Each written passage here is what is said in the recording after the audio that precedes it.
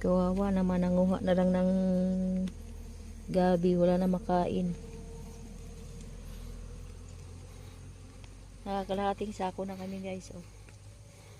4 na puno. Tanim namin ulit para may kukunin ulit.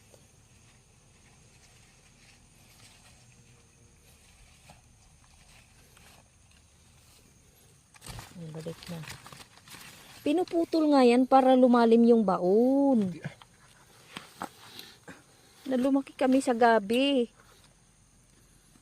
Ako lumaki ako sa bundok.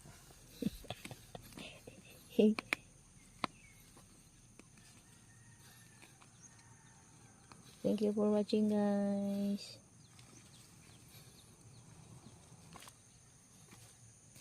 Tanim ulit.